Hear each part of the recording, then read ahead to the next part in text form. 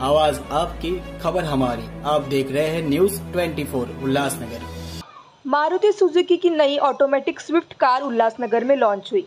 उद्घाटन पूर्व विधायक पप्पू कालानी ने किया। उल्लासनगर शहर में मारुति सुजुकी की नई स्विफ्ट कार लॉन्च की गई है। इस कार को पूर्व विधायक पप्पू कालानी ने लॉन्च किया है। ये कार प्रकाश ऑटो शोरूम में ग्राहकों के लिए उपलब्ध कराई गई है। बजट में फिट होने वाली कार भी आई है। नागरिकों की सेवा के लिए प्रकाश ऑटो की मालिक सीमा आहूजा ने उम्मीद जताई है कि उल्लासनगर शहर का हर नागरिक हर बार इस कार का लुत्फ उठाएगा। आज प्रकाश ऑटो अरीना में उल्लासनगर विठलवाड़ी में आज हमने शिफ्ट लॉन्च किया है, न्यू मॉडल शिफ्ट। किस प्रकार के फीचर रहेंगे ये 3 सिलेंडर कार है, फुली लोडेड है, इंटरनल सिस्टम सब ऑटोमेटिक है, पुश स्टार्ट है। और ये सर के हाथों से हुई, इससे पप्पू सर के हाथों से, इससे ज़्यादा कोई खुशी की बात नहीं है मेरे लिए। ये बहुत ही पप्पू साहब, रुको यार, शहर के साथ शहर के आजू बाजू के शहर के लोगों को किस तरह अपील करेंगे?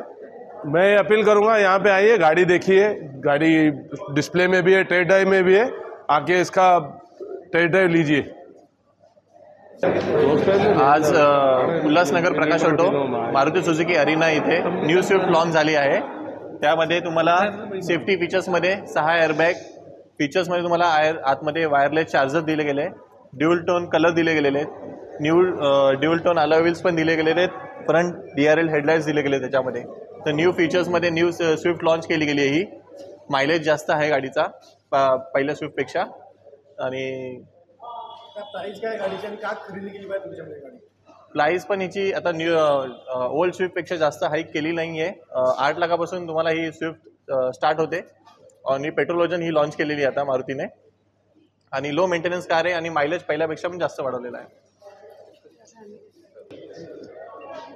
हां मॅडम, काय सांगाल? आज इथे गाडीचं लॉन्च करण्यात आलेलं आहे, काय सांगाल?